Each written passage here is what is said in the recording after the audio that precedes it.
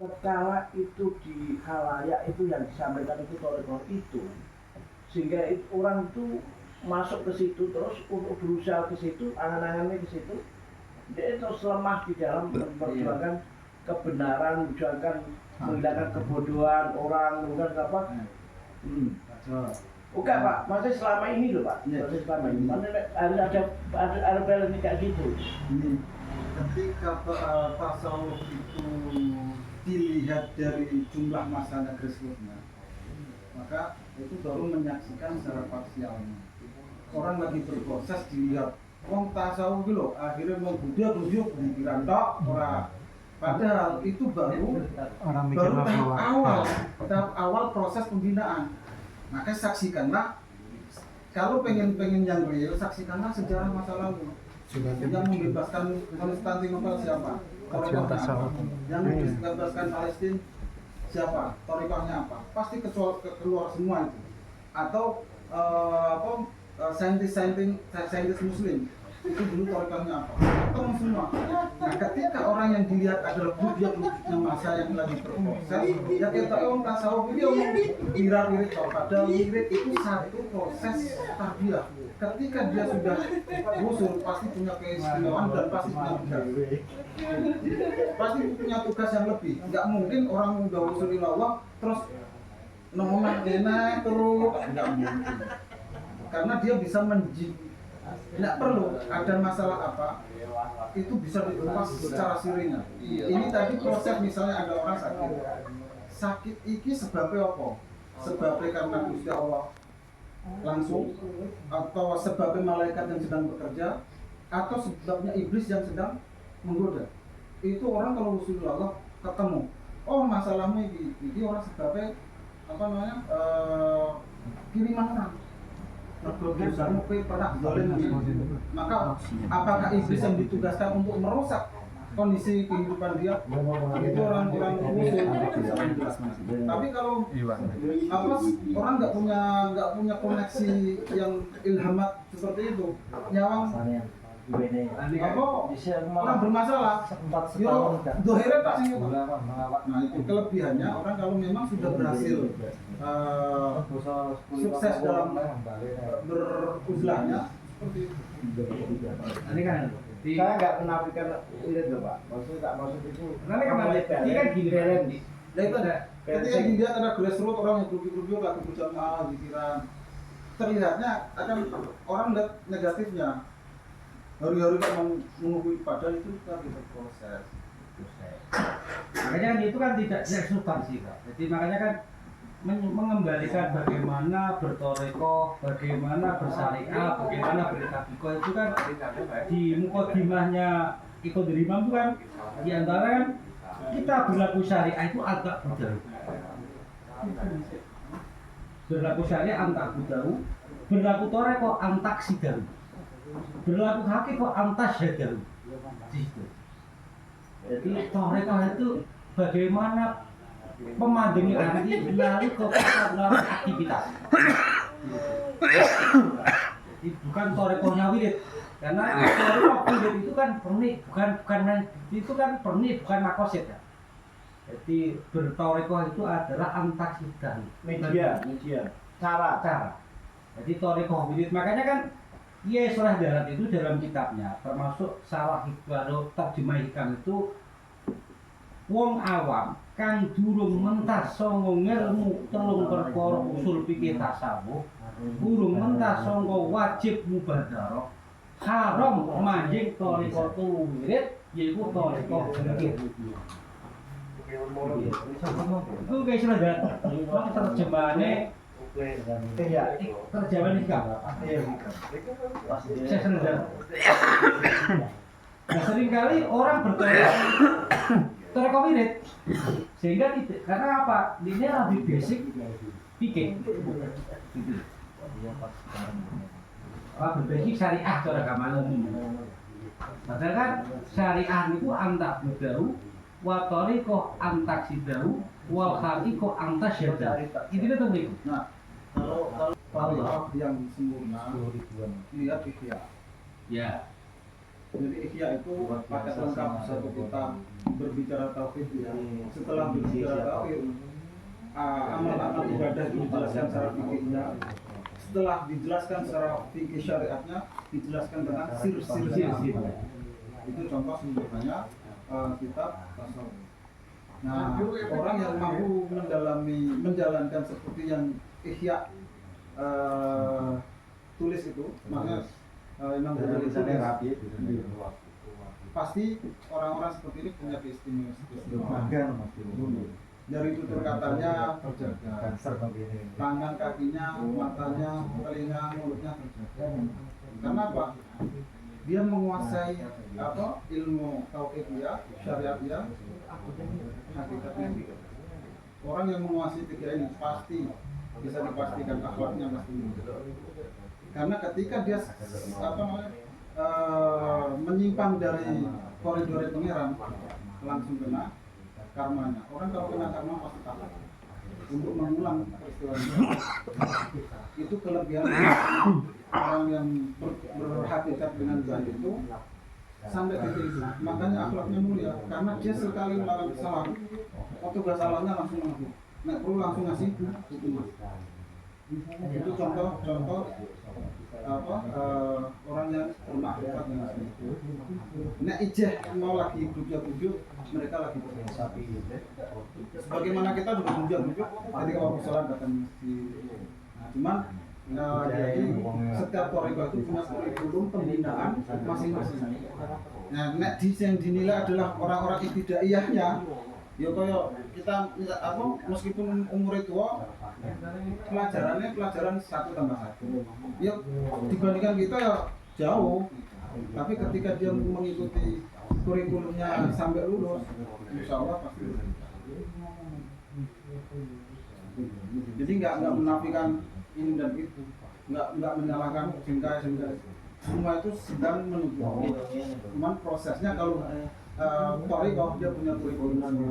Sebagaimana pesantren membimbing santri belajar ilmu fikih itu dari dasar, ilmu alat juga dipelajari. Itu thariqah punya kurikulum yang sama, membangun fondasi.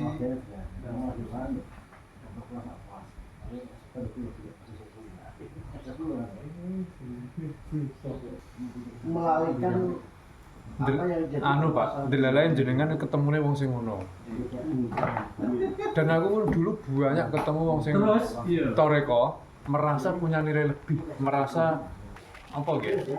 Ngungguli liyane. Nggih, sing kuwadah ngoten. Padahal ketika jebule wong kae kula yo grubyak-grubyuk kayak sing diomong Gus Hatim. Ternyata semakin jero semakin menang jebul. Kan iya, karena dia harus diam. Kecoba karena kan kata Abu Ghazali, kita diam. Kecuali ada muktadi yang menjadikan kita harus berbicara. Yaitu taklif, amar ma'ruf dan sebagainya itu. Lalu berbicara.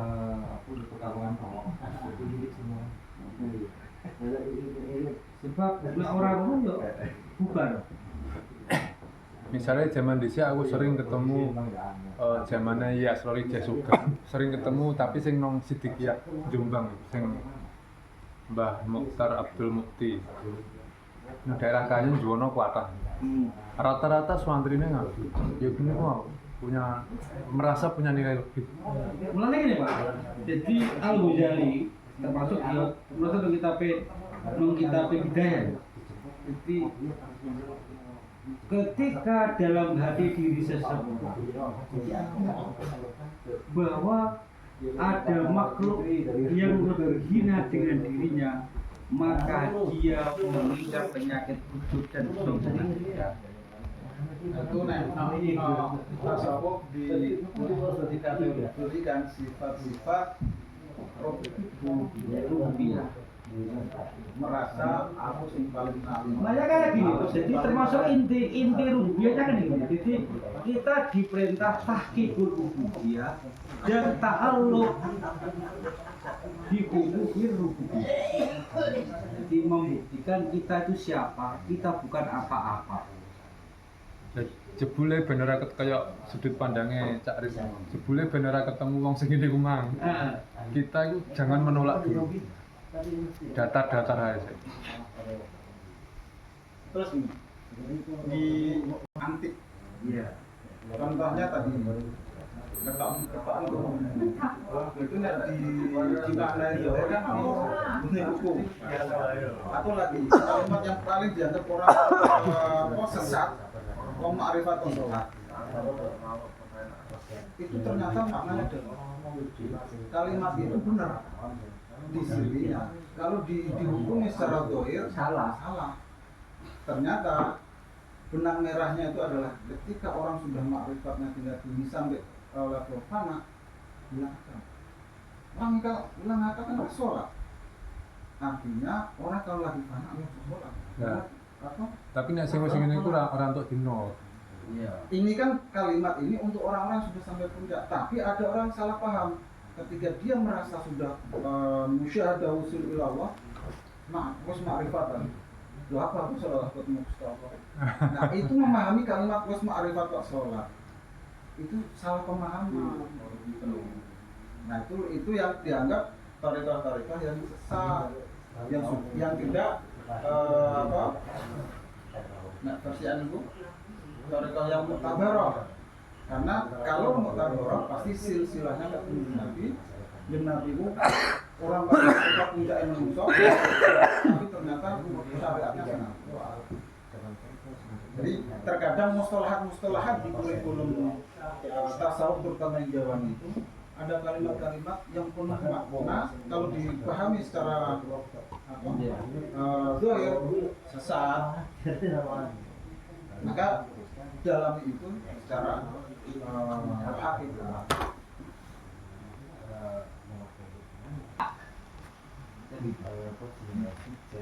Mengapa kok tidak dikatakan al-ghaisal kamil? Karena itu masih ada unsur saibah rupanya idia. Nah, wong sing sudah lepas tanpa ada unsur idia, maka yo lha kok iso ora isyarah. Man la isyarah lahu lahu. Walakin alif man la isyarah lahu isyarah tidak bisa. Nyatanya rasa Dalam hakikatnya karena memandang dirinya tidak siapa-siapa. Makdum semuanya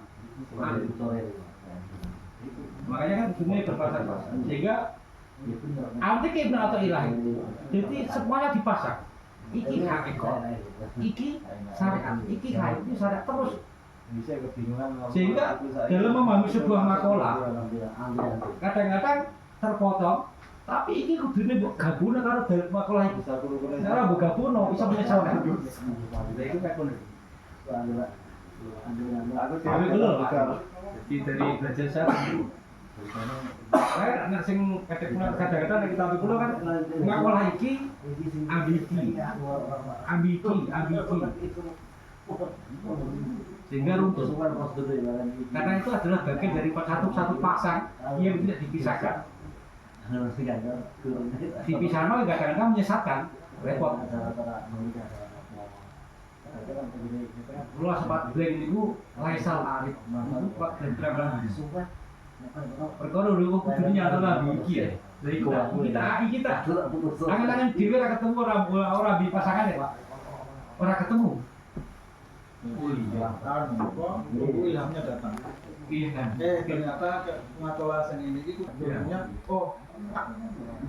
nah itu kalau pakai apa dimakrifati pakai jalur-jalur tertentu itu kan malaikatnya turun memberikan ilham itu bisa karena peristiwa di alam semesta ini bagi orang-orang yang arif billah yang sholih rahasia-rahasianya sir-sirnya yang bekerja siapa selalu itu ya Pak yang identikan itu kok tujuannya ya orang kan berani beda Ya termasuk di antara yang luar biasa itu ketika bagian akhir bisa menggunakan tentang korek tadi kan bagian akhir luar biasa makanya kan belajarlah terakhir ya jadi kita berhakikat tetapi harus kita juga berwasilah karena wasuli waliwa waskuruli makom haikot wali daerah makom syariat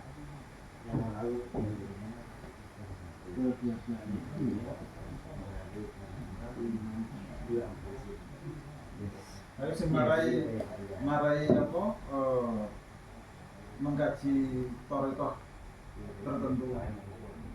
Iku ono aneh-aneh iki yang bikin orang itu jadi terkadang salah pemahaman. Wah, ini naone ahli atau ini kelompok kebatinan. Karena memang saya memandangnya tidak itu loh. Nah, aku memandangnya malah bagian dari dunia ini yang terlupakan bahwa ini juga wasilah untuk menuju kepada akhirat. Itu tidak masuk. Saya nggak arah nanti.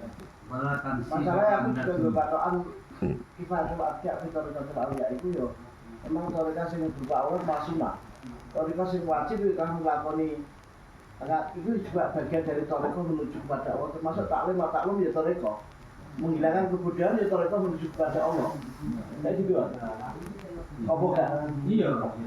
Ya. Wirid. Jadi makanya kan versi Barifai Tapi nyon sewu sab gak menafikan itu loh. Aku ya pengen lebih ke situ. Nek mesti materi yang kita sampaikan itu nek oke lah nek kayak gini. Tapi nek misalnya kayak disampaikan itu kepada orang wong iki misalnya awake wong sing kuwedeng ngundik apa mau jualan kabeh. Malah kene akhir lari kendu nek menuju ke situ. Ngono lho. kemarin yang salah satu yang saya diluruskan itu di antara lelakunya orang bertori kan zikir. Jadi antara zikir bilang wiridan itu. Jadi zikir itu kan pasti berkaitan Allah. Zikrullah. Nah wirid ini nanti amaliannya beda. Karena bisa jadi wirid itu memang isinya apakah tadabbur atau pasrah. Jadi antara wiridan sama zikir itu istilah yang berbeda dalam gitu ya. Jadi sehingga gitu. dan asarnya berbeda. Kalau wirid itu mendatangkan Di program, bukan kalau parah itu. Sehingga tak jadikan gitu. Zikir itu apa? Jadi sangat diserahkan. Wong ulang yo zikir. wong ceramah zikir, Wong amar ma'ruf yo zikir. belum makna lagu-lagu religi zikir. Jadi apapun, sehingga beliau mendefinisikan zikir itu kan taklis ya, taklisul qalbi dan sebagainya diminta kepada itu. Jadi kebaikan itu zikir. Nah, zikir itu ketika dilakukan secara kontinu terus menerus, maka itu dengan istilahnya juga wirid. Karena wirid itu adalah sebuah kebaikan yang dilakukan secara terus menerus, itu namanya wirid. Diulang-ulang. Kalau sholat itu ya wirid, orang ngaji itu ya wirid, orang zikir ya wirid gitu. Tidak mau di sini ya. Iya, Mau kita kepala. Dan itu di Fathul Rahiyah juga ada. Nah, seringkali kan